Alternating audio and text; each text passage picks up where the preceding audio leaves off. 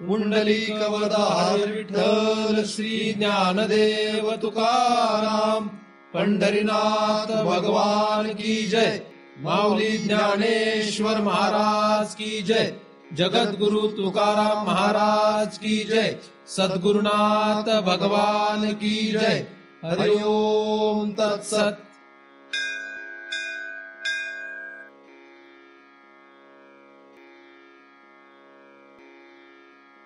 ध्यान मूलम गुरुमूर्ती, पूजा मूलम गुरुपदम, मंत्र मूलम गुरुवाक्यम, मुक्ति मूलम गुरु कृपा।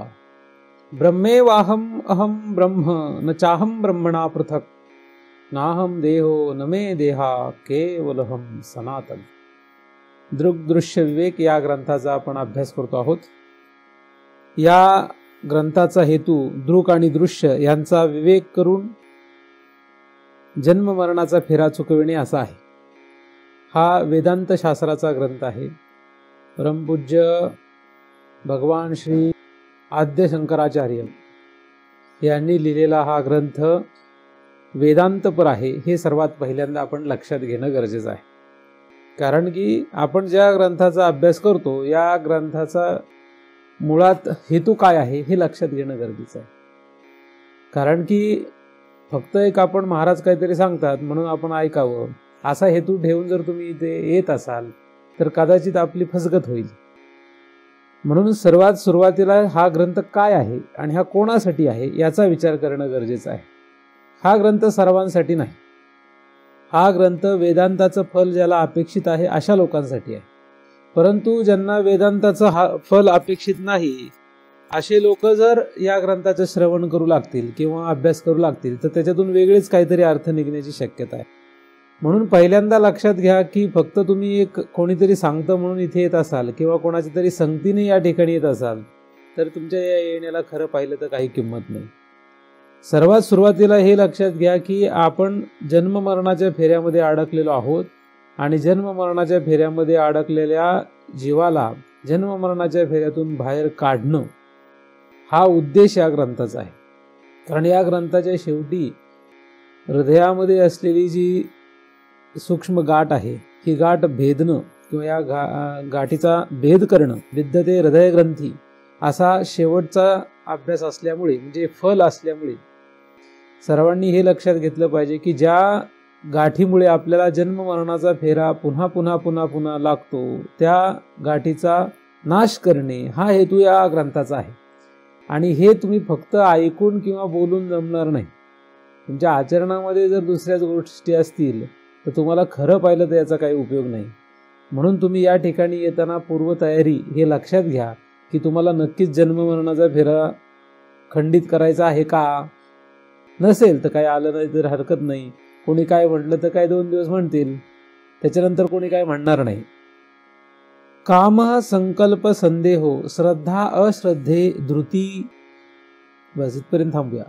धृती आणि त्याच्या पुढेही अजून काही आहेत तर आपण पहिल्या चरणाचाच अभ्यास करतो आहोत सध्या, म्हणून पुढचं चरण मी काही वाचत नाही। तर काम या शब्दाचा आपण अभ्यास केला, संकल्प या शब्दाचा आपण अभ्यास केला, संदेह या शब्दाचा अभ्यास केला आणि मागील चिंतनामध्ये श्रद्धा याही शब्दाचा आपण अभ्यास केला आहे। आणि श्रद्धा ज्याच्याकडे असते त्याचंच काहीतरी फल तयार होत। श्रद्धा पाहिजे, श्रद्धेशिवाय काम नाही। गरम होत असेल जास्त तर ते उघडून नाही, कारण लोकांचं गरमीकडे लक्ष दिसते बरेच। म्हणून काय स्वस्थ मनुष्य असेल तर त्याला ऐकता येतं, भुकेलेल्या मनुष्याला वेदांत सांगून काय कुठलंही काही सांगून उपयोग नाही। ज्याचं शरीर स्वस्थ आहे त्याला कुठलाही विषय पचतो। अतिस्वस्थ असले तर पचत नाही, हे लक्षात घ्या। अतिस्वस्थ आणि अस्वस्थ हे दोन्ही चालत नाही। अतिस्वस्थ मनुष्य आपल्याला चालत नाही आणि अत्यावस्थ मनुष्य, असे 2 प्रकारच्या माणसाचं इथे काम नाही। स्वस्थ पाहिजे, अस्वस्थ नको। आणि तुम्ही अस्वस्थ आहात काय संसारामुळे, मग तुमचं इथे काही खरं पाहिलं तर काम नाही। तुम्ही आधी धर्मशास्त्र करून या, धर्मशास्त्राचा अभ्यास करा, धर्मशास्त्राप्रमाणे आचरण करा, बराच जन्म अशा प्रयत्न करा आणि मग तुमच्यासाठी हे शास्त्र आहे। म्हणून धर्मशास्त्र आणि वेदांतशास्त्रात फार मोठा फरक आहे। लोकांनी धर्मशास्त्र आणि वेदांतशास्त्राची सगळी खिचडी करून टाकली आहे। त्यामुळे आपल्याला नक्की काय करावं हे कळतच नाही। महाराजांचं थोडंफार ऐकलं तर तुम्ही महाराजालाही धर्मशास्त्रात बसवताय, ही ते दुर्दैवाची बाब आहे। असो, तो एक निराळा विषय.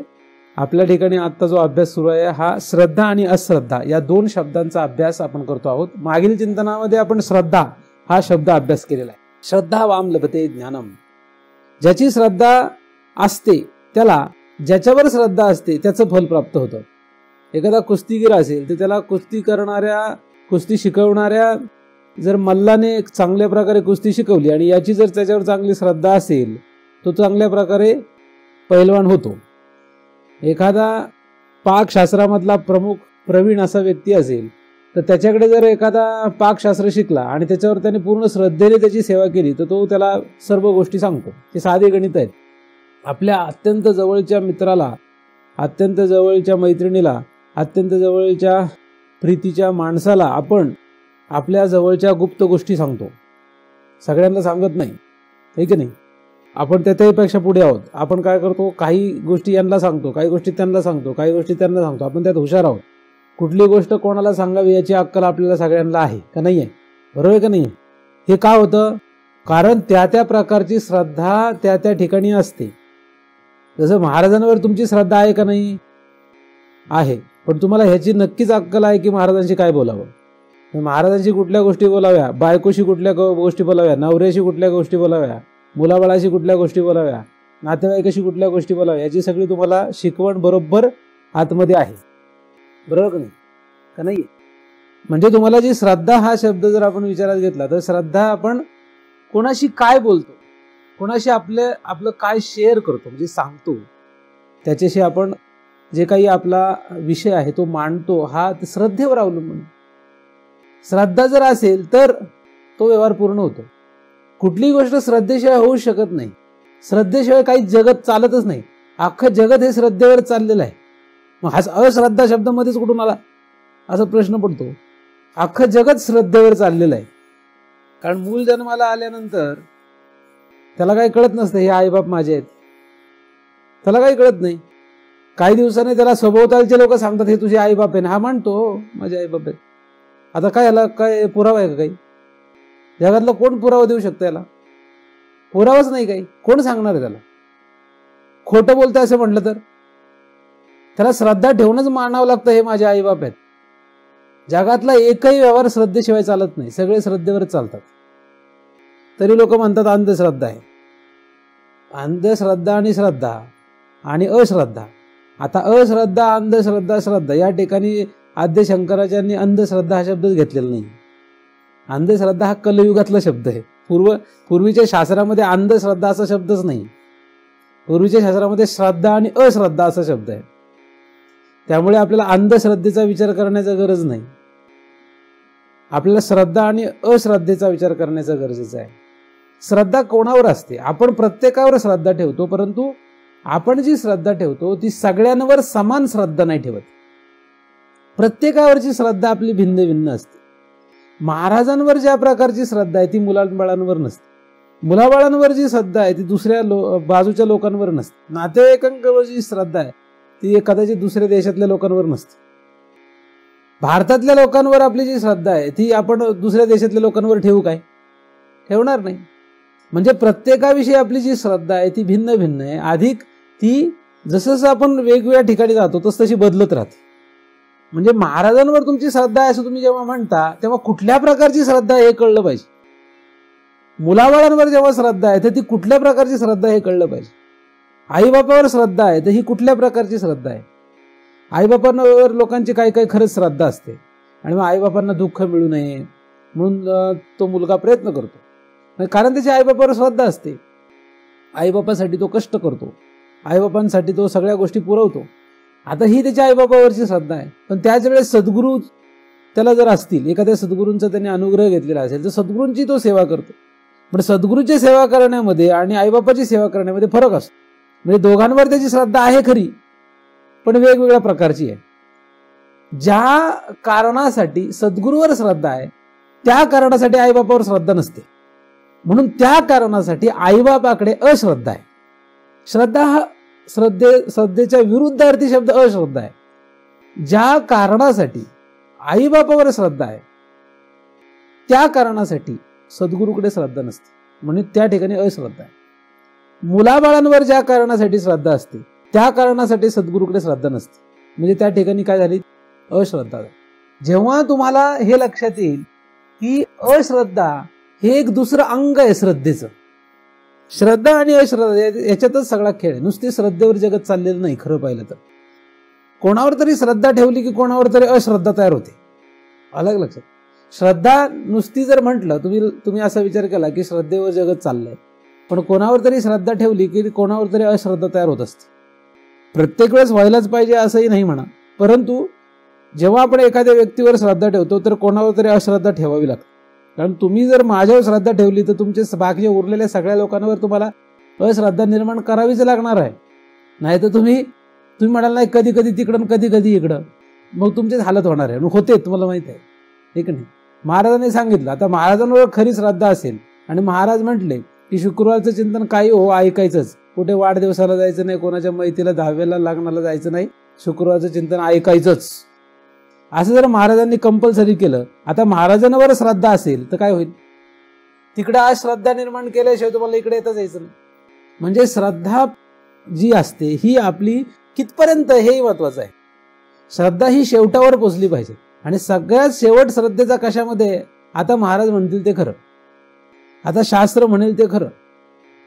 सगळ्यात शेवटची श्रद्धा काय आहे? सगळ्यात शेवटची श्रद्धा अशी आहे की शास्त्र म्हणेल ते सांडावे. आपण मागील वेळेस विचार केलेला आहे. शास्त्र म्हणेल ते सांडावे, हे तर राज्य ही तृढ मानावे. आणि जे घेववी म्हणजे घे म्हणतं ते न म्हणावे विषयी विरुद्ध. विष सुद्धा विरुद्ध म्हणू नये, विष सुद्धा घ्यावं. म्हणजे एवढी श्रद्धा पाहिजे. परंतु आपलं तसं होत नाही. आपलं काय होतं की आपला श्रद्धा अश्रद्धा, श्रद्धा अश्रद्धा, श्रद्धा जिथपर्यंत हे द्वंद्व सुरू आहे तिथपर्यंत संसार आहे. संसार कुठपर्यंत आहे? द्वंद्व म्हणजे संसार.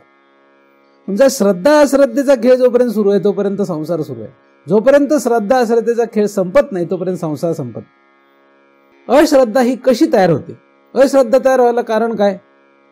अश्रद्धा तयार व्हायला कारण काय? मुळातच अश्रद्धा असते का श्रद्धेच्या नंतर अश्रद्धा येते? असं त्याचा काही क्रम धरावा की काय, असा एक मोठा प्रश्न येतो.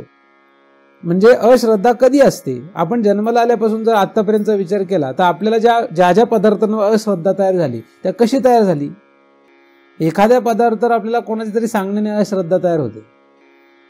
म्हणजे एखाद्याला सांगितले की बाबा रे तू अंटार्क्टिकावर जाऊ नको, फार थंडी असते, अंटार्क्टिका हा फार वाईट प्रदेश आहे, आपल्याला तिथे जाऊन काही उपयोग नाही, आपण जगू शकणार नाही. अंटार्क्टिका या प्रदेशावर आपली अश्रद्धा तयार झाली. अश्रद्धा म्हणजे नाही भाऊ आपल्याला ते जमायचं नाही, आपलं काम नाही ते, म्हणजे अश्रद्धा. त्याच्यावर अश्रद्धा. काही काही लोकांना सांगितलं की महाराज चांगले प्रवचन सांगतात, त्यांच्याकडे जाऊया आपण. आणि तो एखादा प्रवचन ऐकायला आला आणि महाराज सांगितले जन्म मरणाचा फेरा चुकवणं हे फार गरजेचं आहे. तो म्हटला आपल्याला जगायचं कसं याचा विचार करायचा, यांच्या जन्म मरणाच्या फेऱ्याचं काय करायचं आपल्याला? हे म्हणतात जन्म मरणाच्या फेऱ्यातून बाजूला पडायचंय आणि आपल्याला तर जगायचं कसं हा प्रश्न आहे. मग महाराजांवर काय होते? अश्रद्धा तयार होते आपोमत. म्हणजे अश्रद्धा ही काहीतरी कारणाने तयार होते. तुम्हाला माझ्यावर अश्रद्धा कधी तयार होईल आणि श्रद्धा कधी तयार होईल? श्रद्धेला आणि अश्रद्धेला खरं पाहिलं तर मूळ आपणच आहोत, म्हणजे मन. कारण या ठिकाणी ते लिहिले कुठे तयार होते? आपल्याकडेच असते ते. श्रद्धा अश्रद्धा जी असते ती मुळात आपणच तयार करतो. कारण आपल्याप्रमाणे झालं की श्रद्धा आणि आपल्याप्रमाणे नाही झालं की अश्रद्धा. असं नाहीये की आपण अश्रद्धा म्हणजे कोणीतरी म्हटलं म्हणून, नाही, आपल्याप्रमाणे चाललं तर कधीच आपल्याला वाटत नाही की हे अश्रद्धा आहे म्हणून. कुठल्याही ठिकाणी, कुठल्याही पदार्थावर, वस्तूवर, कुठल्याही व्यक्तीवर आपली जी श्रद्धा तयार होते ही आपल्याप्रमाणे असते आणि अश्रद्धा तयार होते ती सुद्धा आपल्याप्रमाणेच असते. तुम्हाला मी कुठपर्यंत असं वाटेल की योग्य आहे, म्हणजे श्रद्धा तुम्हाला कुठपर्यंत माझ्यावर ठेवता येईल? मी जिथपर्यंत म्हणेल तिथपर्यंत तुम्ही माझ्यावर श्रद्धा ठेवू शकाल काय? मी ठरवलं की आता हां यांनी 10 वर्ष, 20 वर्ष, 50 वर्ष श्रद्धा माझ्यावर ठेवावी, असं मी म्हटलं चालेल काय? नाहीच. म्हणजे तुमची जी श्रद्धा आहे ती माझ्याप्रमाणे का तुमच्याप्रमाणे? मग तुम्ही माझ्यावर श्रद्धा ठेवली का अश्रद्धा ठेवली? नक्की काय चाललंय? मग तुमची बदलती आहे. म्हणजे तुम्ही श्रद्धा आज ठेवली पण कदाचित उद्या अश्रद्धावान आहात. म्हणजे तुमची श्रद्धा ही अश्रद्धेमध्ये परिवर्तन होणारी आहे. श्रद्धाच पुढे अश्रद्धा रूपाला परिणाम पावणारी आहे. बरोबर का नाही? अशी श्रद्धा पाहिजे की तिथे अश्रद्धेचा लवलेश राहू नये. पण असं होतच नाही. कारण श्रद्धा जी आहे ही कधीही डगमगत असते. लोकांची श्रद्धा कशामुळे डगमगेल काय सांगता येईल का?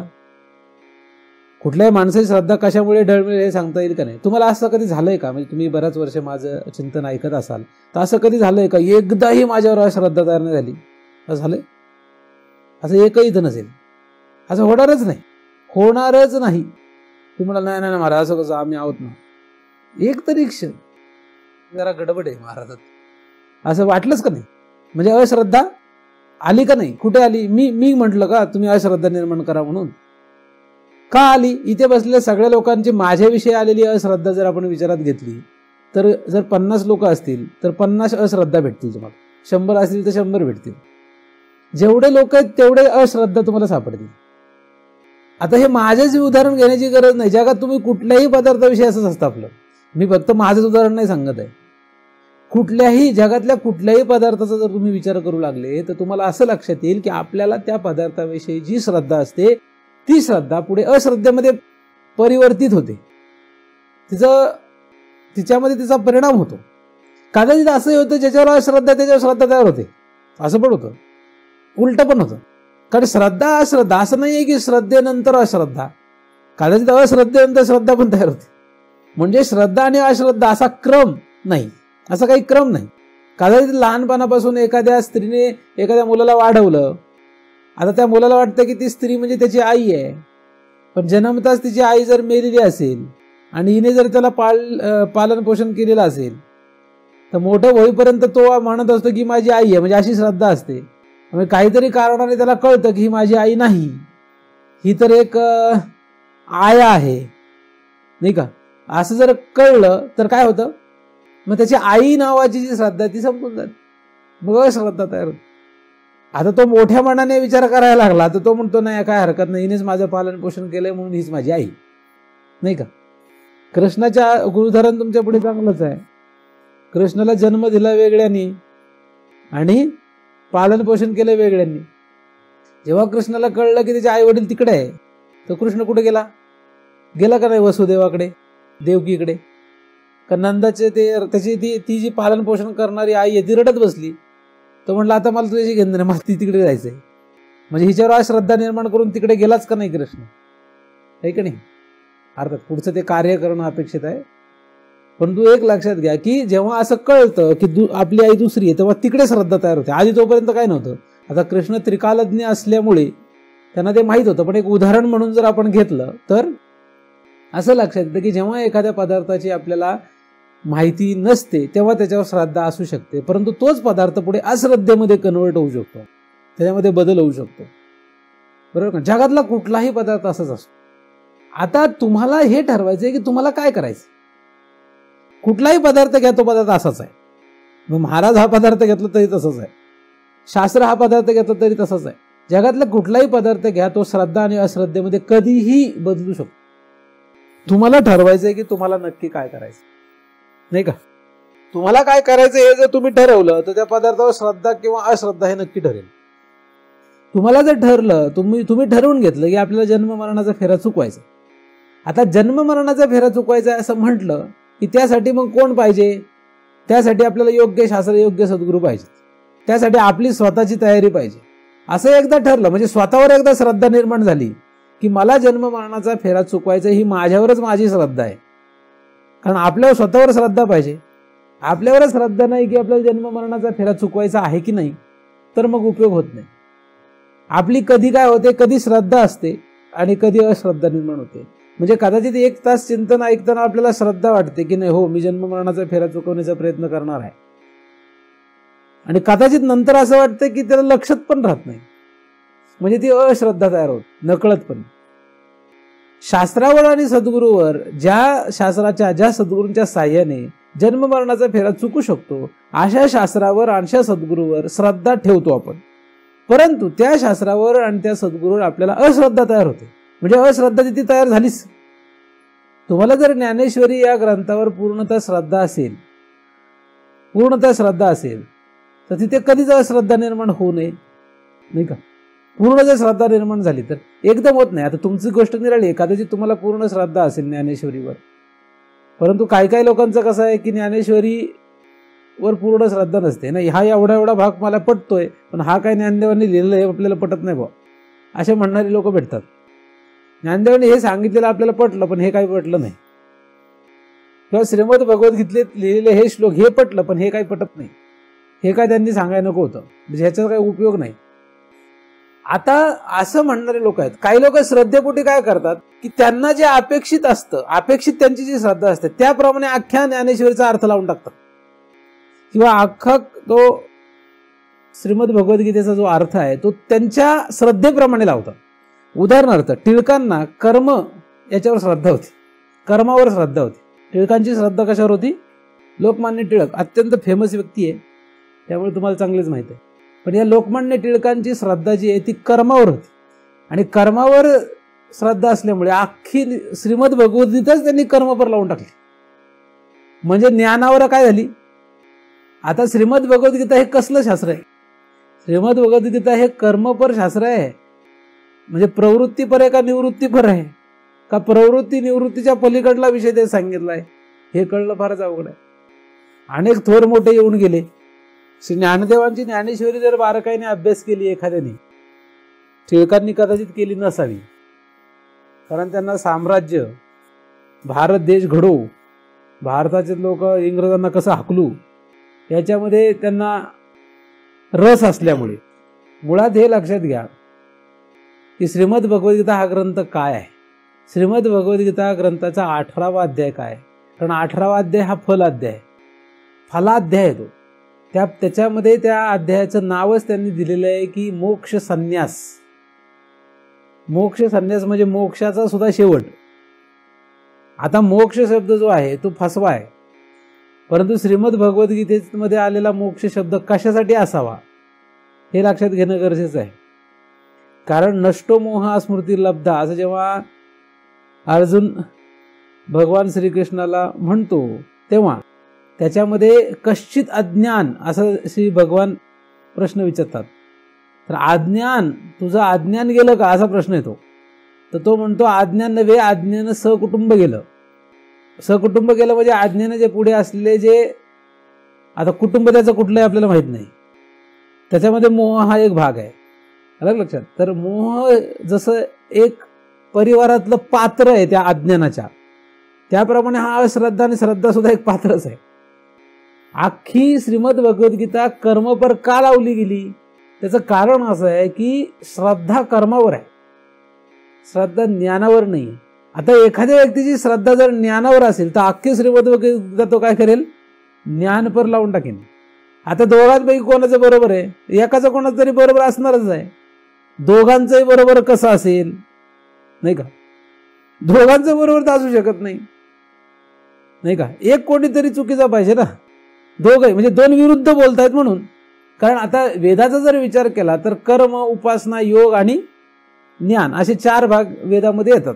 आता श्रीमद भगवद्गीता ही वेदांताचा विषय आहे का कर्म, उपासना, योग याच्यामध्ये आलेला आहे?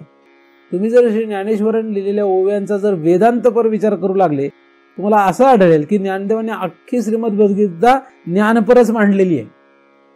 काय केलेलं आहे? तुम्ही कर्मयोग जरी पाहिला, सांख्ययोग जरी पाहिला, अर्जुन विषाद योग जरी पाहिला, तुम्ही कुठलाही अध्याय काढा, प्रत्येक अध्यायामध्ये त्यांनी काय केलं? ज्ञानाचाच उदो केलेला आहे. म्हणजे ज्ञानदेवांची श्रद्धा ज्ञानावर आहे. त्यांची बरोबरी टिळकांची आपण करूच नाही, कारण टिळक हे मनुष्य आहे, एक सामान्य मनुष्य, गटांगळ्या खात आलेला आहे. फक्त एक जरा प्रखर बुद्धीचा माणूस आहे. आणि श्री ज्ञानदेव हे अवतार महापुरुष आहेत, त्यामुळे त्यांच्याशी आपण त्यांची जोड करू शकत नाहीच. पण तरी सुद्धा एक उदाहरण म्हणून आपण हे घेतोय की जेव्हा एखादी व्यक्ती एखाद्या पदार्थांचा अर्थ करू पाहते किंवा त्या पदार्थाचा स्वीकार करू पाहते, तेव्हा ज्यासाठी ती स्वीकार करते ती श्रद्धा असते. त्याच्या बाकीचे उरलेले सगळे अश्रद्धा या वर्गात जातात. म्हणून कर्म पर जेव्हा श्रीमद भगवद्गीतेचा अर्थ लागला तेव्हा कर्मावर श्रद्धा आणि ज्ञानावर अश्रद्धा आपोआप. आता जे योगी लोक असतात ते म्हणतात नाही, श्रीमद भगवद्गीतेमध्ये जे लिहिलंय ते योगपर आहे सगळं, त्यामुळे योगी लोकांची श्रद्धा कशावर आहे? योगावर आहे. आणि त्यांची कर्म आणि उपासना आणि ज्ञान यांच्यावर आहे श्रद्धा. उपासक असेल, भक्त म्हणतात त्याला, सोप्या शब्दामध्ये भक्त म्हणतात. वास्तविक भक्त हा शब्द फार अवघड आहे, सोपा नाही. परंतु उपासक जो असतो, हा उपासक जो आहे तो उपासक श्रीमद भगवद्गीतेचा जर अभ्यास करू लागला तर तो काय करतो, तो श्रीकृष्ण श्रीकृष्ण माझा देव आहे आणि मी त्याचा उपासक आहे असं समजून तो उपासना करत होतो. म्हणजे अख्खी श्रीमद भगवद्गीता तो उपासनेत बसून टाकतो. काही काही लोक त्याच्यापेक्षा हुशार आहेत, ते म्हणतात आपण काय करूया, काही उपासना पर घेऊ, काही कर्म पर घेऊ, काही योग पर घेऊ आणि काही ज्ञान पर घेऊ, असंही काही लोक म्हणतात. म्हणजे श्रीमद भगवद्गीतेमध्ये बद्दल काही लोकांचं असं चारही म्हणणं आहे. तर असं आहे का? हो, तसं काही धरायला हरकत नाही. परंतु तीन गोष्टींचं खंडन आहे त्याच्यामध्ये. श्रीमद भगवद्गीतेमध्ये चारही जरी विषय असले, म्हणजे कर्म, उपासना, योग आणि ज्ञान, तरी सुद्धा कर्म उपासना योगाचं खंडन आहे आणि ज्ञानाचा उदो आहे. कशी ज्ञानदेवांनी सुद्धा जे काही मांडलेलं आहे त्याच्यामध्ये कर्म, उपासना, योग आणि ज्ञान अशा 4 गोष्टी आहेत. त्यांनी लिहिलेल्या ओळ्यांमध्ये या 4 गोष्टी येतात. परंतु त्यांनी श्रद्धा कशावर ठेवली आणि अश्रद्धा कशावर प्रगट केलेली आहे. श्रद्धा हे दोन्ही अंग आपल्याकडे असतात. तुम्ही म्हटलं नाही माझ्याकडे एकच आहे, मला फक्त श्रद्धा आहे, असं नसतं काय.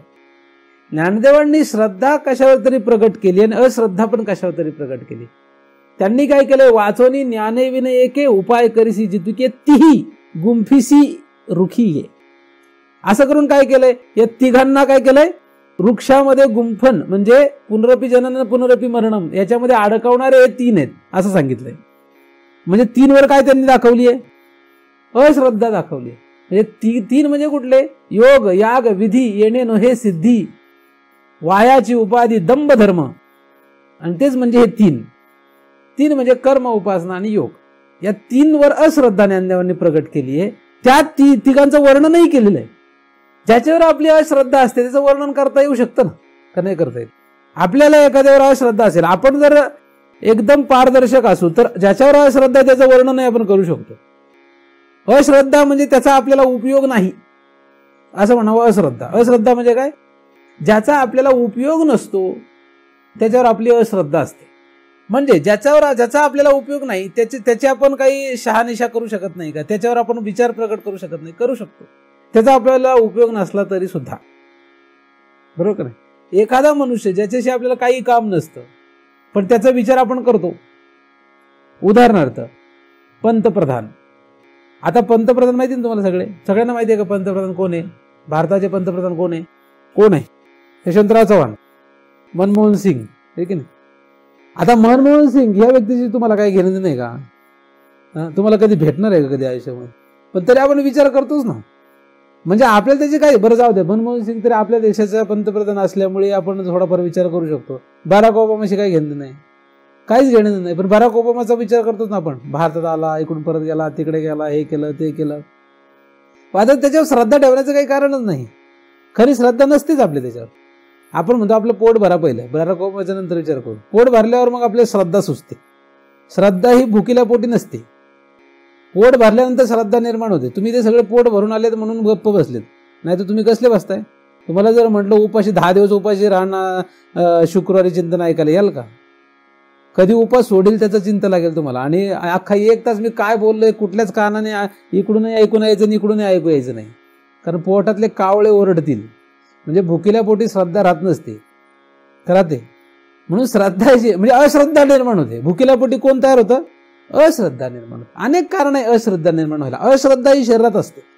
अश्रद्धा जशी श्रद्धा आहे तशी अश्रद्धा असते. तशी ज्ञानदेवांनी ज्याप्रमाणे श्रीमद भगवद्गीतेमध्ये 3 मार्गावर अश्रद्धा प्रगट केली आणि ज्ञान मार्गावर श्रद्धा प्रगट केली, तसं तुम्ही ठरवून घ्या की तुम्हाला कशावर श्रद्धा प्रगट करायची, कशावर अश्रद्धा प्रगट करायची. एकदा महाराजांवर अश्रद्धा प्रगट केली ना की मग अश्रद्धा प्रगट करायची का नाही ठरवून घ्या. ज्याच्यावर अश्रद्धा ठेवायची असते त्याचा आपल्याला उपयोग नसतो, नाही का. उदाहरणार्थ महाराजांच्या कपड्यांवर काय असावी, महाराजा कपड्यावर काय असावी, अश्रद्धा असावी. महाराजांनी कुठले कपडे घातले आपल्याला घेणं देणं काय, महाराजांच्या ज्ञानाशी घेणं देणं नाही. ज्याला महाराजांच्या ज्ञानाशी घेणं देणं नाही त्याला महाराजांच्या कपड्याशी काय घेणं देणं असेल. म्हणून महाराजांच्या कपड्यावर अश्रद्धा, आमची महाराजांच्या कपड्यावर अश्रद्धा आहे असं जर तुम्ही म्हटले तर तुम्हाला फायदा होईल का तोटा होईल. म्हणजे अश्रद्धा काय वाईट गोष्ट थोडीच आहे, अश्रद्धा काय वाईट नाही. कपड्यावर अश्रद्धा म्हटलं की मग तुमची श्रद्धा कशावर आहे असं जर कोणी विचारलं, तुम्ही जर म्हटलं की महाराजांवरच अश्रद्धा आहे आमची, तर मग निराळ विषय होतो. पण महाराजांच्या कपड्यांवर अश्रद्धा आहे, महाराजांच्या शरीरावर असं, महाराज काळे आहे का गोरे आहेत, तेजस्वी आहेत का तेजस्वी नाही आहेत, याच्याशी आम्हाला काही घेणं देणं नाही. म्हणजे त्याच्यावर तुमची काय झाली, अश्रद्धा तयार झाली. म्हणून अश्रद्धा तुमच्याकडे जी असते ती अश्रद्धा अशा प्रकारे असू शकते. त्याचप्रमाणे श्री ज्ञानेश्वरीमध्ये दिलेल्या कर्म उपासना योगाविषयी आम्हाला काय, आम्ही ज्ञानेश्वरी जेव्हा वाचतो तेव्हा कर्म उपासना योग याच्यावर आमची काय अश्रद्धा. म्हणजे आम्ही वाचत नाही का, वाचतो. महाराजाला आम्ही वेगळ्या कपड्यांमध्ये पाहतो का नाही, पाहतो. पण अश्रद्धा असल्यामुळे आम्हाला त्यांच्याशी काही घेणं देणं राहत नाही. त्याचप्रमाणे श्री ज्ञानेश्वरीमध्ये आलेल्या वेगवेगळ्या विषयांशी आम्हाला काही घेणं देणं नाही. कारण आमची श्रद्धा कशावर आहे, ज्ञानावर आहे. ज्ञानावर ज्याची श्रद्धा आहे, ज्याची श्रद्धा कशावर आहे, ज्ञानावर.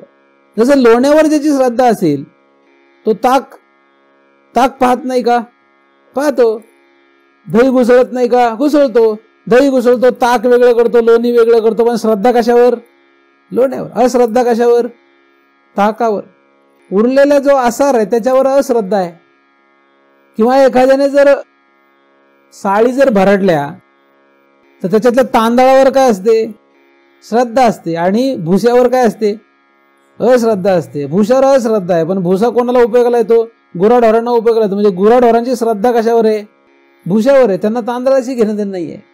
म्हणजे गुराढोरांची श्रद्धा भुस्यावर आणि तांदळावर श्रद्धा माणसाची. बरोबर की नाही. म्हणजे श्रद्धा आणि अश्रद्धा एकाच ठिकाणी आपली श्रद्धा अश्रद्धा असू शकते, परंतु आपल्याला नक्की काय करायचं हे ठरलं पाहिजे. महाराजांवर तुमची श्रद्धा जर ठेवायची असेल तर तुम्हाला नक्की कशावर श्रद्धा ठेवायची हे पहिलं करा. म्हणजे उरलेल्या सगळ्या गोष्टींना अश्रद्धा आली तरी चालते. म्हणजे महाराजांपासून आपण दूर जात नाही, शास्त्रापासून आपण दूर जात नाही. चुकून एखाद्याने ज्ञानदेवी मधल्या फक्त ज्ञानावर श्रद्धा ठेवली आणि फक्त ज्ञानावर श्रद्धा आहे आणि तो असं म्हणू लागला, नाही हे ज्ञानदेवांनी तर काय मध्येच काही कर्म सांगून ठेवलंय, मध्येच उपासना सांगितली आहे, याला काय अर्थ आहे.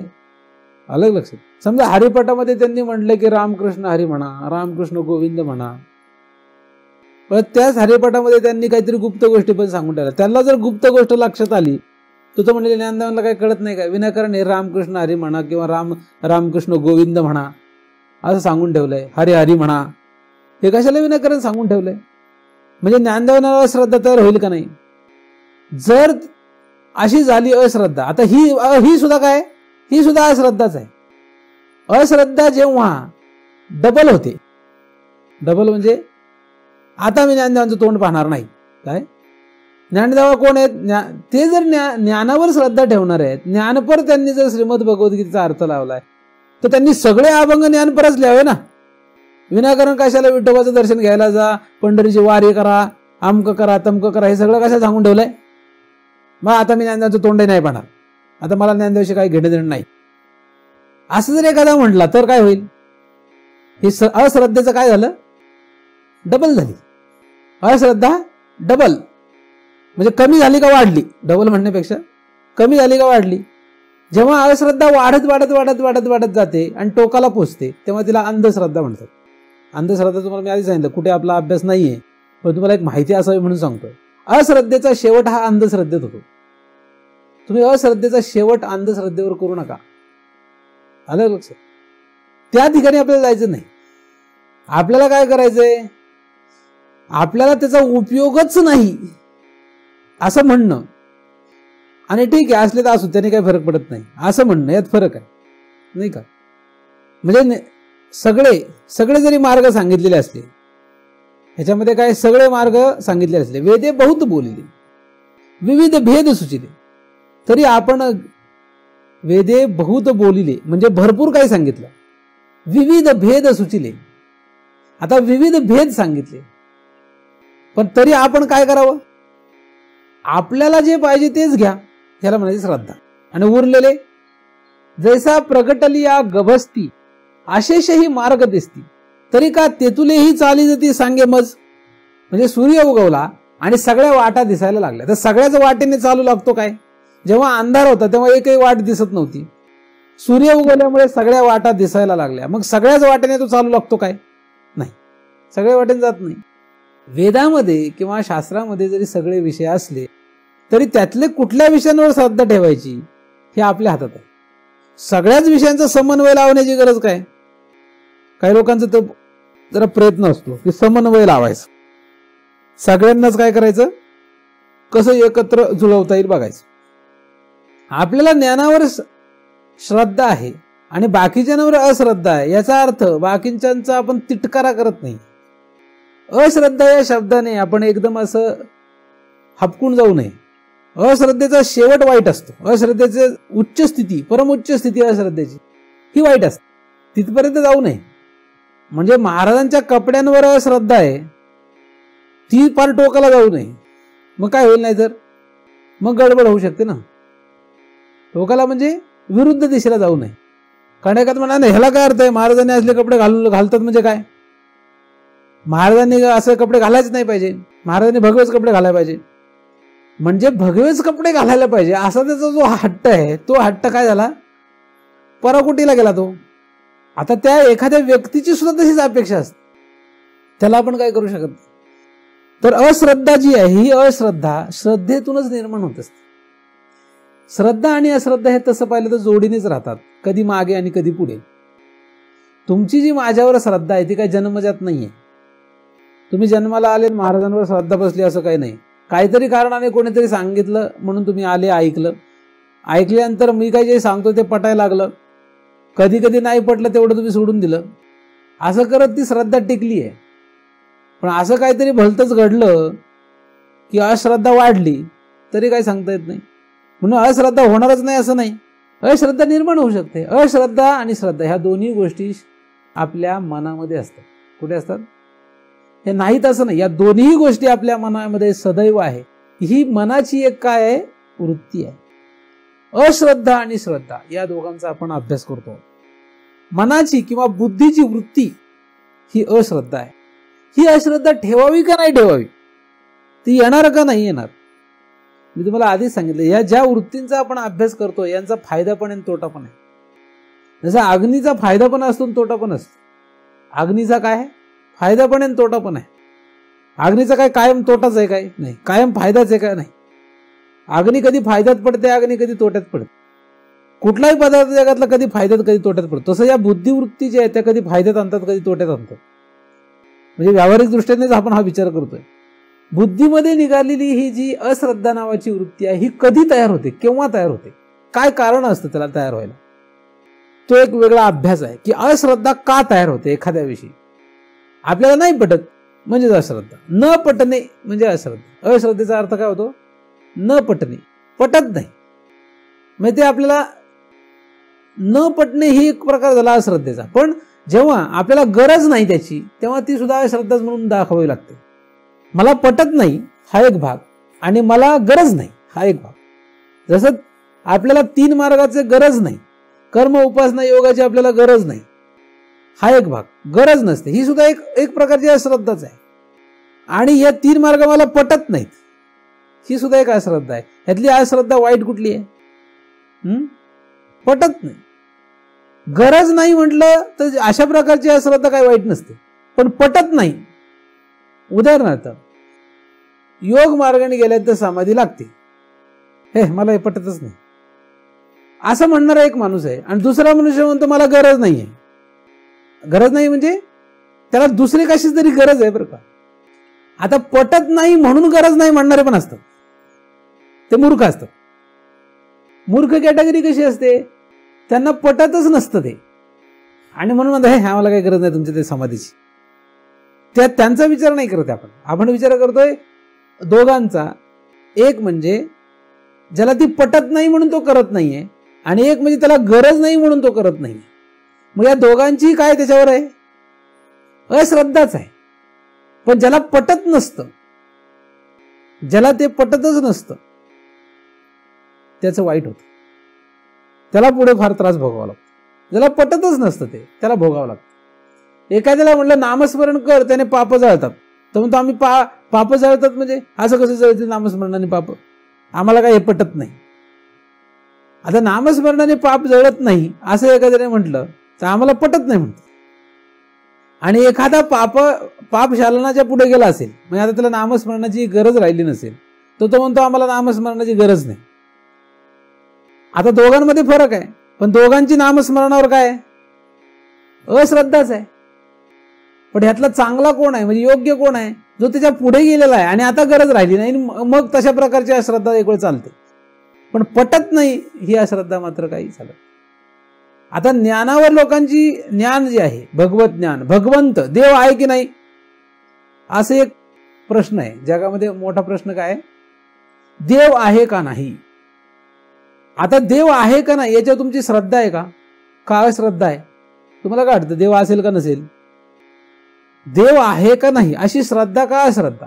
आता काही लोक म्हणतात देव नाही, देव नाहीच आहे, देव आम्हाला मान्यच नाहीये. काय म्हणतात, काय देव आम्हाला मान्यच नाही, देव नसतोच जगात, देव ईश्वर हे असलं काही प्रकार नसतो, हे थोतांड आहे. ही पण काय झाली, ही देवावरची अश्रद्धा झाली.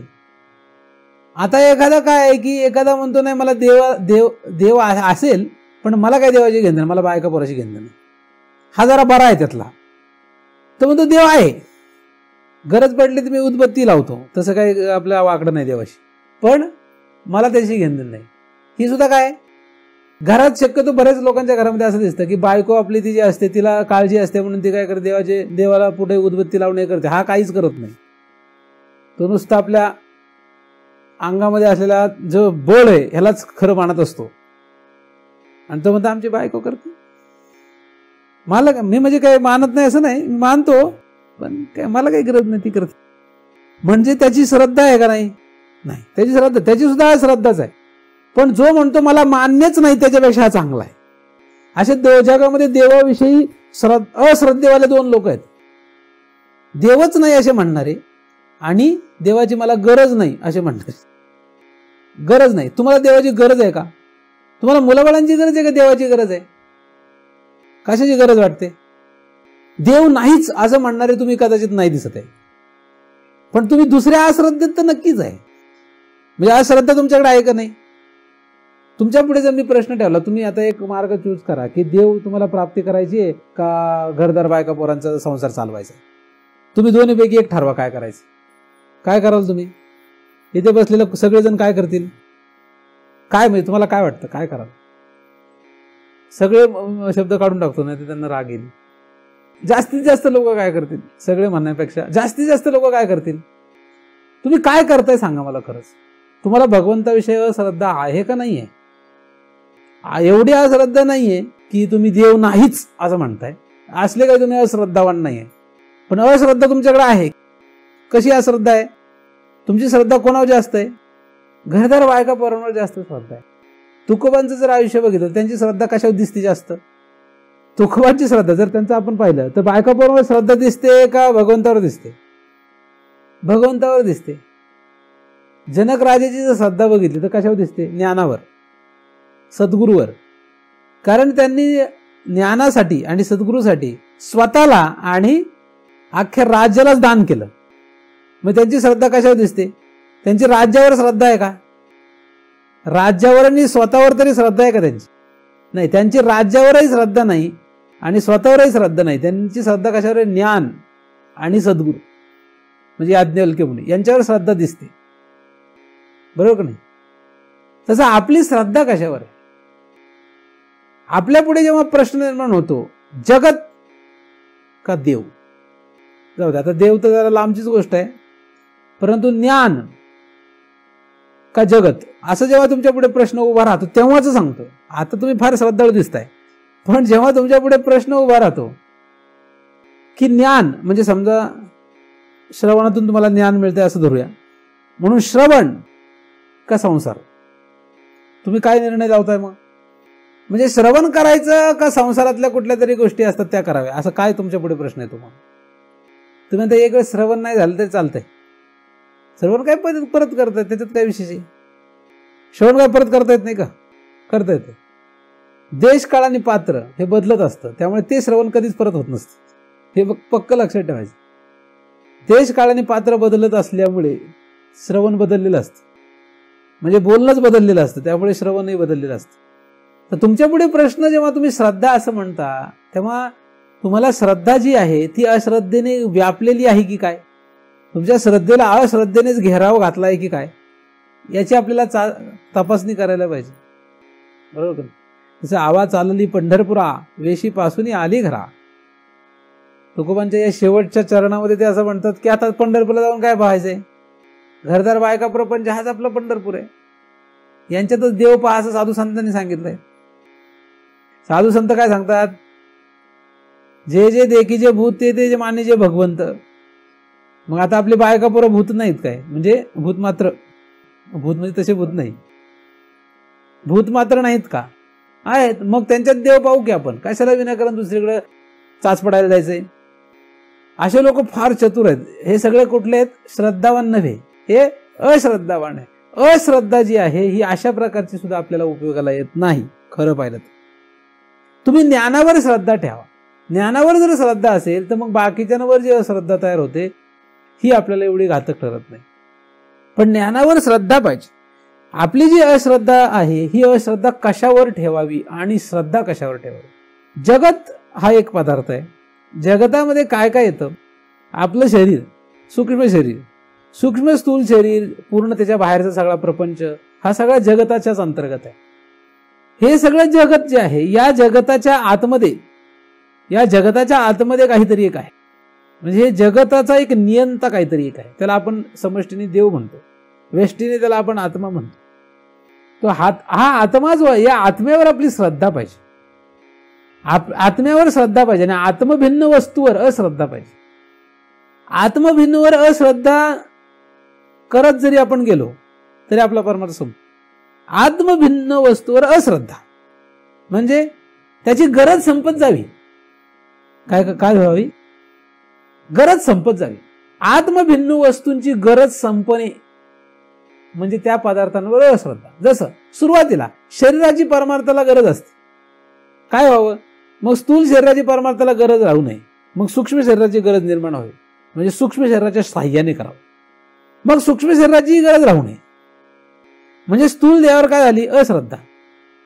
जसं जो एखादा मनुष्य जर म्हणेल की मी भगवे कपडे घालूनच परमार्थ करणार, तर तो भगवे कपड्यावर काय श्रद्धा धरून बसलेला आहे.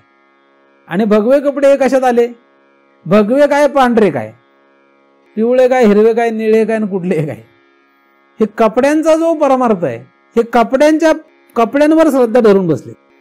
काय झालेलं आहे, कपड्यांवर श्रद्धा धरून बसले. मला सांगा, कपड्यांच्या द्वारे परमार्थ आहे काय, कपडे हे कशात, कपडे हे अश्रद्धेत जावं म्हणजे त्याने घालावे, समजा घालायचे तर घालू द्या भगवे कपडे, पण त्याला भगवे कपडे काढले तर अस्वस्थ होऊ नये.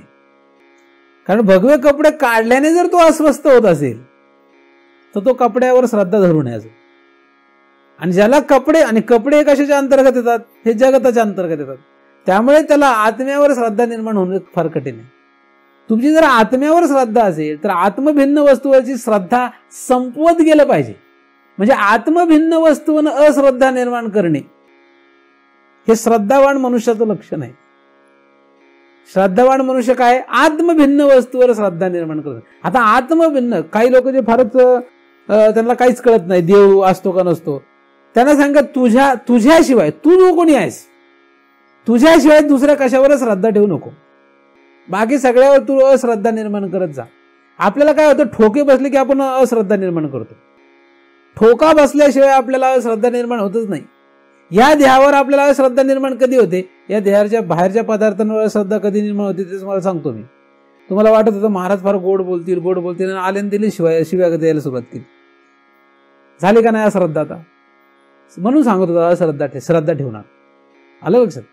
बायकोवर फार श्रद्धा ठेवली, ती कधीतरी काय करते तुम्हाला सगळ्यांनाच माहिती आहे. नवऱ्यावर फार श्रद्धा ठेवली होती, पण हा नवरा कधीतरी काय करतो, धुलाईच करून टाकतो तिची. बरोबर का नाही. मुलाबाळांवर फार म्हातारी फार श्रद्धा ठेवतात आणि मग यांना कधीतरी इंगा दाखवतात दोघ जण, नवरा बायको. आलं लक्षात. तरी सुधरत नाही. म्हणजे अश्रद्धा जी आहे ती आपली, हे पदार्थ आपल्याला ठोका दिल्याशिवाय त्यांच्याविषयी श्रद्धा होतच नाही. जगातल्या सगळ्या जर पदार्थांचा मी तुम्हाला विचार सांगू लागलो तर आपला तो विषय निराळा तयार होईल. हे जे शरीर आहे, हे शरीरच आपल्याला आपल्या शरीरावर किती श्रद्धा आहे का नाहीये? आपल्या आत्म्यावर श्रद्धा आहे का शरीरावर श्रद्धा आहे? म्हणजे आत्मा आहे असं वाटतंय का शरीर आहे असं वाटतंय? वाटतंय का आत्मा आहे म्हणून? लोकांना शंका काय, म्हणजे श्रद्धा कशावर आहे? शरीरावर श्रद्धा आहे. आणि हे शरीर जे आहे हे दागा देतं, काय करतं, आणि मग अश्रद्धा तयार होते. दागा कधी देतं हे शरीर? तुमची ह्याच्यावर श्रद्धा आहे, ह्याच्यावर जर श्रद्धा आहे तर यांनी दागा देऊ नये ना. हे दागा देतं का नाही देतं? कधी देतं? कधी दागा देतं? जसं म्हातारं होईल तसं हे दागा द्यायला लागतं. याच्याकडून मी विचार केला होता हे चालेल, हे पाय चालायचे बंद करतो. मी याने विचार करत होता हाताने काहीतरी घेईल देईल, हे हात चालत नाही. डोळ्याने पाहण्याचा मी विचार करत होता, डोळे बंद व्हायला लागतात. बुद्धीने मी विचार करेल असं विचार करत होतो, पण ती बुद्धी आता विचार करत नाही. स्मरणात काही राहत नाही, कानाने काय ऐकू येत नाही. असं हे शरीर दागा द्यायला लागतं. आणि मग लक्षात येतं काय रे शरीराचा काही उपयोग नाही. म्हणजे शरीरावर अश्रद्धा तेव्हा तयार होते. ज्ञानदेव महाराज म्हणतात आत्ताच सावध व्हा. आद्य शंकराचार्यांनी सांगून ठेवलंय की आत्ताच सावध हो. तू पुढे अश्रद्धा यशावर निर्माण याने करून देण्याच्या ऐवजी तूच अश्रद्धा करून ठेव. शरीर काय आहे? शरीरावरची अश्रद्धा शरीराने दाखवू नये, आपणच तयार राहावं, म्हणजे अडचण येत नाही. आत्मभिन्न वस्तूंवर अश्रद्धा निर्माण करा, म्हणजे अश्रद्धा फायद्याची बरं का, नाही का? आत्मभिन्न वस्तूंवर अश्रद्धा निर्माण करत चला. आत्मभिन्न वस्तू म्हणजे आपल्या व्यतिरिक्त कोणावर श्रद्धा ठेवू नका. पण आपण काय आहे की आपण म्हणजे या शरीराला मी समजतो. लोकांची तसंही असतं की आपल्याशिवाय कोणावर विश्वास ठेवत नाहीत लोक. प्रत्येक जण असंच असतो. जगातला प्रत्येक जण आहे की स्वतःवर श्रद्धा असते त्याची. त्याला वाटतं मी म्हणतो तेच खरं आहे, बरोबर का? मुंगीला सुद्धा काय वाटतं? माझंच खरं आहे. मुंगी सुद्धा स्वतःलाच खरी समजते. पण शरीराला मी समजून ते समजतात. हे मूर्ख लोक असतात, अहंकारी लोक आहेत. जे स्वतःच खरं आहे असं म्हणतात, हे शरीराला मी समजून म्हणत असतात. म्हणून ते काय, ते मूर्ख वर्गातले लोक आहेत. त्यांचा विषय नाही हा. आपल्यावर श्रद्धा पाहिजे. पण आपल्यावर श्रद्धा निर्माण होण्यासाठी, म्हणजे आपल्यालाच आपलं ज्ञान होण्यासाठी किंवा भगवत ज्ञान होण्यासाठी किंवा भगवत ज्ञान होण्यासाठी काय करायला पाहिजे? आत्मज्ञान होण्यासाठी काय करायला पाहिजे? आत्म्यावर श्रद्धा पाहिजे. म्हणून आत्म्यावर ज्याची श्रद्धा आहे त्या श्रद्धावान पुरुषाला ज्ञान होत असतं. दुसऱ्या कोणालाही ज्ञान होत नाही. श्रद्धावान लभते ज्ञान. कोणावर श्रद्धा पाहिजे? ज्या पदार्थांवर अश्रद्धा निर्माण होणार आहे त्यांच्यावर श्रद्धा ठेवू नका. अश्रद्धा कोणावर आहे? अश्रद्धा सदैव तयार असते आपल्या शरीरामध्ये आणि ती पदार्थांवर तयार असते. महाराज म्हणून तुम्ही काय पाहताय? शरीर पाहताय ना, मग त्याच्यावर तुम्हाला अश्रद्धा निर्माण होईलच. महाराज म्हणून तुम्ही कपडे पाहताय काय, मग तुम्हाला अश्रद्धा निर्माण होईलच. महाराज म्हणून तुम्ही तेज पाहताय काय शरीरावरचं, शरीराचं तेज, मग तुम्हाला अश्रद्धा निर्माण होईलच. महाराज म्हणून तुम्ही काय पाहताय? गुरु परमात्मा परेश. महाराज कोण आहेत? गुरु परमात्मा परेश.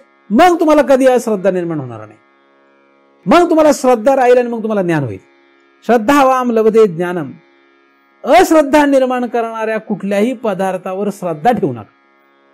महाराजांचं शरीर हे अश्रद्धा निर्माण करणार आहे. आपलं स्वतःचं शरीर सुद्धा अश्रद्धा निर्माण करणार आहे.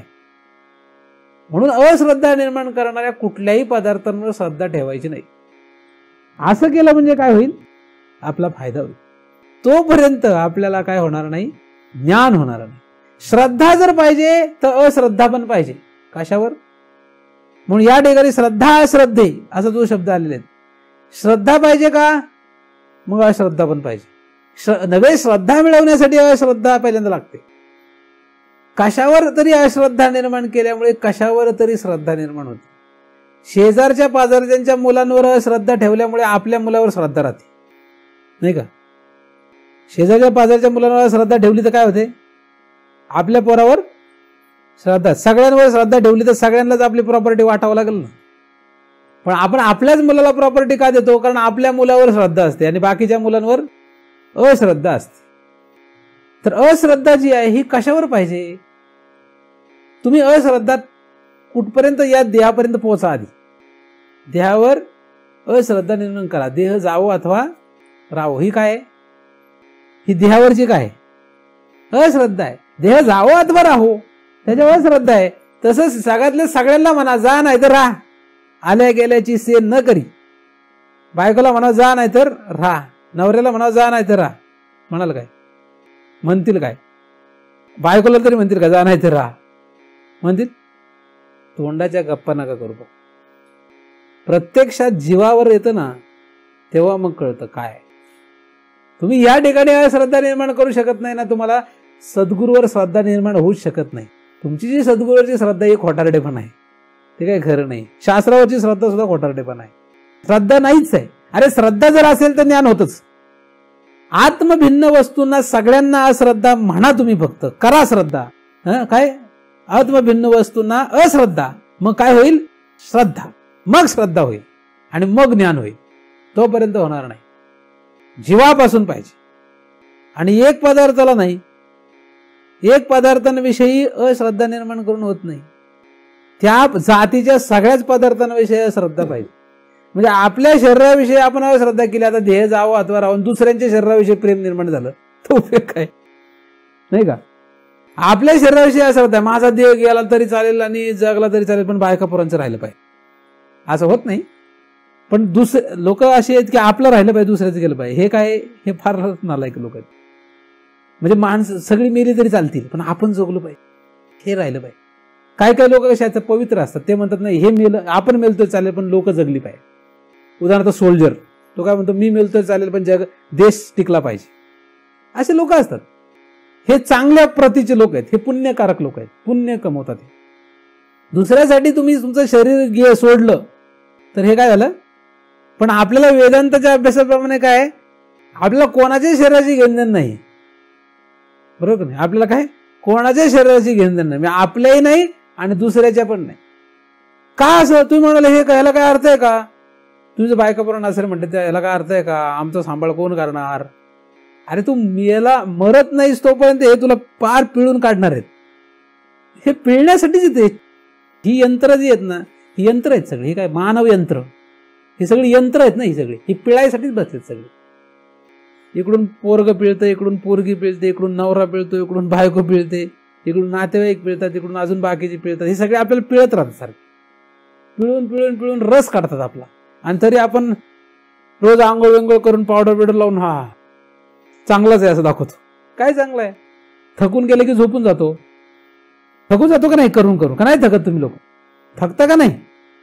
रस निघतो का नाही? फार फार रस निघतोय.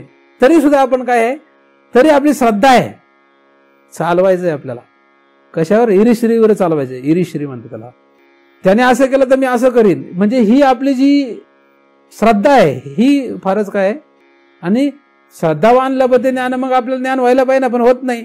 म्हणजे याचा अर्थ आपलं काहीतरी चुकलं. जिथे अश्रद्धा करावी तिथे श्रद्धा ठेवली आहे, जिथे करावी अश्रद्धा तिथे ठेवली श्रद्धा, आणि जिथे ठेवावी श्रद्धा तिथे केली अश्रद्धा. मग हाताला काय लागायचं? म्हणून हाताला कोणाचे काय लागत नाही, सुख आणि दुःख. काय हाताला लागतं तुमच्या? सुख आणि दुःख. फक्त दुःख नाही लागत, सुख आणि दुःख लागतंय. तुमच्या हाताला फक्त सुख लागतंय का नाही? फक्त दुःख लागतं का नाही? सुख आणि दुःख तुमच्या हाताला लागतं. सुख दुःखाचे उशिटे जे विजे एकाच ताटे. संसार रूपी ताटामध्ये आपल्याला हे सुख दुःखाचं उष्ट खायला लागतंय. उष्ट काय याचा एक वेगळा अभ्यास आहे. पण आपण जे काही श्रद्धा धरून बसलो आणि आपली जी काही अश्रद्धा आहे ती कशी पाहिजे? आहे घरी अश्रद्धा, आपल्यामध्ये अश्रद्धा आहे. या ठिकाणी आपण काय विचार करतो सध्या? अश्रद्धा तुमच्याकडे आहे का नाही? हे आहे का? ज्या अर्थी तुम्ही त्याला पाहताय म्हणजे तुम्हाला ते दृश्य आहेत, हे लक्षात घ्या. हे तर आपला विषय प्रमुख आहेच. पण सध्या आपण काय करतोय? त्याची छाननी करतोय. त्याची आपण सध्या काय करतोय? आपल्याकडे ते आहे हे मी तुम्हाला दाखवतोय पहिल्यांदा. ज्या अर्थी तुम्ही त्याला जाणताय म्हणजे तुम्ही त्याचे द्रष्टा आहात, त्याचे तुम्ही द्रष्टा आहात, त्याचे तुम्ही दृक आहात. हे तर आपलं प्रमुख सिद्धांत पुढे आहेच. परंतु त्याच्या आधी पहिल्यांदा हे लक्षात घ्या, तुमच्या शरीरामध्ये दोन भाग आहेत, एक अश्रद्धा आणि एक श्रद्धा. जसे काम संकल्प संदेह आहे त्याचप्रमाणे श्रद्धा आणि अश्रद्धा आहे. परंतु या श्रद्धा आणि अश्रद्धेमध्ये आपल्याला श्रद्धा कुठे ठेवावी अश्रद्धा कुठे ठेवावी ह्याचं काय गणित सुटे ना. अश्रद्धा जी आहे ती आत्मभिन्न वस्तूंवर आणि श्रद्धा जी आहे ती बघू कुठे ठेवायची. नंतर पहिल्यांदा आत्मभिन्न वस्तूवर. आता आत्म म्हणजे आत्मभिन्न वस्तू आपल्याला कुठे काय माहिती आहे? स्वतःशिवाय दुसरं कोणावर श्रद्धा ठेवू नका. सोपं काम. स्वतःवर श्रद्धा आहे माझी फक्त, आणि स्वतःला शरीर समजू नका म्हणजे तुम्ही पुढे जाल. स्वतःला देह समजू नका म्हणजे स्वतः मी देह नाही हा शोध घ्या. मी देह नाही इथपर्यंत जा. मग मी देह नाही काय काय मी नाही. पण हे कधी होणार आहे? जेव्हा तुम्ही या शरीराच्या बाहेरच्या पदार्थांची श्रद्धा काढाल. आपण देह नाही हे कळण्यासाठी देहाच्या बाहेरचे जे पदार्थ आहेत त्यांच्यावरची श्रद्धा संपवावी लागते. बायका पोरांना म्हणावायचं की आम्हाला तुमच्यावर श्रद्धा नाही. काय आम्हाला तुमच्यावर अश्रद्धा आहे असं म्हणण्यापेक्षा काय म्हणावं? चांगलं म्हणावं जरा. आम्हाला तुमच्यावर अश्रद्धा आहे असं म्हणण्यापेक्षा महाराजांना काय म्हणावं? आमची तुमच्यावर श्रद्धा नाही. जरा बरं वाटतं मी श्रद्धा शब्द ऐकल्यामुळे. हे की नाही? एकूण एकच आहे. श्रद्धा नाही म्हणजेच अश्रद्धा आहे. असं जर सांगितलं संसार टिकेल का आपला? संसार टिकेल का? बायका पोरांना सगळ्यांना जर सांगितलं या संसारात सगळ्या सांगितलं आम्हाला तुमच्यावर काही श्रद्धा नाही आहे, आम्हाला भगवंतावर श्रद्धा आहे. फक्त नुसतं म्हटलं भगवंत लांब आहे. पण आपण जर म्हटलं संसारातल्या लोकांना आम्हाला भगवंतावर श्रद्धा आहे, तुमच्यावर आम्हाला श्रद्धा नाही, मग जा ना तुम्ही भगवंताकडे जा ना, आमच्याकडे कशाला? असे लोक म्हणतील. तेच करतोय म्हणायचं, आम्ही प्रयत्न करतोय, तुम्ही आमच्यापासून दूर जा म्हणायचं. पण आपण म्हणतो न असं नको करू बरं का. एक वेळ काय आपल्याला जे प्रत्यक्ष दिसतं हेच खरं मानतोय आपण. भगवंत जो आहे ह्या भगवंतावर श्रद्धा आहे म्हणायचं आणि संसारात गुंतून राहायचं, असं जगत आहे. म्हणजे तोंडाने काय म्हणायचं? आमची देवावर श्रद्धा आहे. देवावर श्रद्धा आहे नुसतं फोटो ठेवतो, फोटोला उदबत्ती लावतो, देवावर श्रद्धा आहे म्हणतो. फोटोवर श्रद्धा आहे का देवावर श्रद्धा आहे? संसारामध्ये रममान होतो, संसारावर श्रद्धा ठेवतो आणि तोंडाने बोलताना काय म्हणतो? आमची कोणावर श्रद्धा आहे? देवावर श्रद्धा आहे. महाराजांवर श्रद्धा आहे असं म्हटलं तर काय जबाबदारी आहे ते लक्षात येतं का? म्हणायला हो काही म्हणू शकतो आपण, म्हणायला काही म्हणू शकतो. जेव्हा आपण म्हणतो की माझी देवावर श्रद्धा आहे, माझी फक्त ज्ञानावर श्रद्धा आहे असं म्हटल्यानंतर आपल्यावर काय जबाबदारी आहे लक्षात आलं का? आमची फक्त वेदांतावर श्रद्धा आहे असं म्हटल्यानंतर आपल्यावर काय जबाबदारी आली कळलं का? ही लक्षात घ्यायला पाहिजे का नाही? जेव्हा आपण म्हटलो की आमची काय आहे यापैकी कशावर आहे, उदाहरणार्थ ज्ञानावर श्रद्धा आहे असं म्हटलं तर आपल्यावर जबाबदारी काय आली? ज्ञानाव्यतिरिक्त कशावर आपली श्रद्धा असू नये, त्या ठिकाणी अश्रद्धा असावी. महाराजांवर श्रद्धा आहे असं म्हटल्यानंतर महाराजांच्या व्यतिरिक्त कशावरही श्रद्धा ठेवू नये, नाही का? पण महाराज म्हणजे काय हे पण लक्षात घेतलं पाहिजे. मग पुढे तुम्ही जर म्हणत असाल की आमची संसारावर श्रद्धा आहे तर तुम्ही संसार करा. म्हणून काय आपल्यापेक्षा आहे ना जे लोक संसारावर श्रद्धा ठेवून जगतात ते बरे आहेत. ते म्हणतात आम्हाला संसारावर श्रद्धा आहे, आम्हाला संसार करायचा. आपलं काय झालंय आता? फारच अडचण झाली आता, इकडे नाही तिकडे नाही. आपण म्हणतो की आमची देवावर श्रद्धा आहे, आम्हाला जन्म मरणाचा फेरा चुकायचा आहे आणि संसारात गुरु फुटून पडलो आपण. अशी आपली अवस्था झाली. मग तुम्ही म्हणला आता जातो परत माघारी, हाची नेम आता न फिरे माघारी, असं तो कसं आहे का आपण? आता काय आहे? आता देवावरच श्रद्धा म्हणलो ना, आता देवापर्यंत जाईलच. हाच नेम आता न फिरे माघारी, आता माघारी नाही फिरायचं. बरं तुम्ही म्हणले की नाही असं कसं महाराज, असं क्षमा करा आम्हाला, आम्ही इतके दिवस आलो पण आता पुढे काही येऊ शकणार नाही, इथून पुढे आम्ही आमच्या संसारामध्ये रममाण होतो. अरे यम आला तर काय करशील? महाराजाचं तू आज ऐकणार नाहीस, यमाला सांगशील की थांब रे बाबा. महाराजाला बरेच लोक मला सांगतात, म्हणतात महाराज इतके दिवस ऐकलं तुमचं, फार बरं वाटलं, पण आम्हाला कळलं की आता काय आमचं काय जमत नाही, आम्ही जरा आमच्या संसारातच बरे आहेत, कधी कधी येऊ तुमचं ऐकायला. म्हणतो बरं ठीक आहे ये बाबा जा. पण यम आला तर काय करशील? यम आल्यानंतर तू त्याला म्हणशील का की थांब जरा तुझं नंतर बघतो, तू काय म्हणतो तुझं नंतर ऐकतो, आधी मला बायका पोराचं ऐकू दे. फार टेकलेल्या लोकांना सुद्धा मरावं असं वाटत नाही, हे लक्षात घ्या. टेकलेल्या लोकांना सुद्धा मरावं असं वाटत नाही. म्हणजे त्यांना सुद्धा या संसारावर अश्रद्धा निर्माण होत नाही. संसारावर अश्रद्धा निर्माण झाली पाहिजे. अश्रद्धा निर्माण कधी होते? जर त्या पदार्थातली अनित्यता कळते. अनित्य पदार्थ लक्षात आला की अश्रद्धा तयार होते. अनित्यता, त्याच्यातला खोटारडेपणा लक्षात आला की अश्रद्धा तयार होते. महाराजातला खोटारडेपणा लक्षात आला की अश्रद्धा तयार होते. बरोबर ना? महाराजांमधला खोटारडेपणा लक्षात आला काय होईल? अश्रद्धा तयार होते. काही लोक बरेच श्रद्धा ठेवून असतात आणि महाराजातला खोटारडेपणा उघड होतो, मग त्यांना काय होते? अश्रद्धा तयार होते. हे जसं व्यवहारात होतं त्याचप्रमाणे इकडे पण आहे. तसं संसारातला खोटारडेपणा लक्षात घ्या. मी तुम्हाला आधी सांगितलंय महाराजामधलं महाराज काय हे लक्षात घ्या पहिले, म्हणजे तुम्हाला महाराजला खोटारडेपणा वगैरे लक्षात येईल. सगळं संसाराचा खोटारडेपणा लक्षात आला की मग संसारावर अश्रद्धा निर्माण. म्हणून संसाराचा खोटारडेपणा शोधा. त्यासाठी आपल्याला शास्त्र सद्गुरूंची गरज आहे. म्हणून तुमच्या शरीरामध्ये निर्माण होणारी ही अश्रद्धा तुमच्यामध्ये होणारच आहे. तर व्हायचीच ना श्रद्धा, तर मग आत्मभिन्न वस्तूवर अश्रद्धा निर्माण करा. श्रद्धा निर्माण होते, अश्रद्धा पण निर्माण होते. मग दोन्ही होतायतच ना, तर मग अश्रद्धा कशावर करा? संसारावर करा. संसारावर म्हणजे ज्याच्यामध्ये आपण कायम राहू शकणार नाही त्याच्यावर अश्रद्धा. अशी जर आपण करत गेलो तर श्रद्धा कशावर ठेवायची हे सुद्धा आपल्याला लक्षात. आणि जेव्हा श्रद्धा निर्माण होईल अशा पदार्थावर म्हणजे आत्म्यावर, तेव्हा त्या आत्म्याच्या वर श्रद्धा ठेवल्यामुळेच आपल्याला आत्म्याचं ज्ञान होईल. आत्म्यावर श्रद्धा ठेवल्यानेच आत्म्याचं ज्ञान होतं. ब्रह्मावर श्रद्धा ठेवल्यानेच ब्रह्माचं ज्ञान होतं. देवावर श्रद्धा ठेवल्यानेच देवाचं ज्ञान होतं. त्याच्या व्यतिरिक्त कुठल्याही रीतीने होत नाही. म्हणून जे लोक देवावर श्रद्धाच ठेवत नाही, ज्यांना भगवंतावर श्रद्धाच नाही, त्यांना कधीही भगवंताचं ज्ञानच होणार नाही. एखादा सायंटिस्ट असतो, तो सायंटिस्ट जो प्रयोग करतो ना, त्या प्रयोगावर त्याला श्रद्धा ठेवावीच लागते, तेव्हा त्याला प्रयोगातून काहीतरी सिद्ध होतं. हे जसं साधं गणित आहे. विज्ञानामध्ये काय करतात, एखादा सायंटिस्ट काहीतरी प्रयोग करतो, तर तो प्रयोग करत असताना त्याच्या डोक्यात एक कल्पना असते काहीतरी, आणि त्या कल्पनेवर तो श्रद्धा ठेवतो आणि म्हणून त्या कल्पनेतून त्याला ते फल मिळतं. त्या शास्त्रज्ञाला काय होतं, तसं मिळतं. तसंच देव तुम्हाला आधी माहीतच नाही, पण त्या देवावर तुम्ही श्रद्धा ठेवू शकले तरच तुम्हाला त्याच्यातून खरं देवाचं ज्ञान होईल आणि देव कळेल. पण इकडे मात्र थोडंसं निराळ आहे. इकडे काय आहे की देवावर श्रद्धा ठेवण्यासाठी आधी संसारावर अश्रद्धा निर्माण करावी लागते. संसाराशी समस्त आपल्याला काय करावं लागतं, अनित्यत्व जाणावं लागतं. आणि त्याच्याविषयी अनित्यत्व जाणलं म्हणजे अश्रद्धा निर्माण झाली असं म्हणू शकतो. आणि ती अश्रद्धाच आपल्याला पुढे आत्म्यावर श्रद्धा निर्माण करायला कारण होते, आणि ती श्रद्धा आपल्याला पुढे ज्ञानाला कारण होते. आणि एकदा ज्ञान झालं की आपला विषय संपला. या ठिकाणी आपण पुन्हा एकदा बुद्धीची जी वृत्ती आहे अश्रद्धा, तिचा अभ्यास केलेला आहे. आणि तिच्या संबंधाने आपण मागील शब्द श्रद्धा हा सुद्धा पुन्हा अभ्यासलेला आहे. कारण या दोन शब्दांचा एकमेकाशी संबंध आहे. श्रद्धा याच्याच विरुद्ध अश्रद्धा आणि अश्रद्धा याच्याच विरुद्ध श्रद्धा, या दोन्ही वृत्ती आपल्या बुद्धीमध्ये सदैव असतात. तर या वृत्तींचा आपण अभ्यास करावा.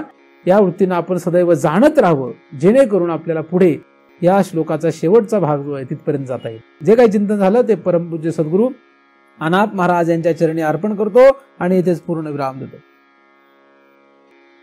कुंडलीक वरदा हरी विठ्ठल श्री ज्ञानदेव तुकाराम पंढरीनाथ भगवान की जय.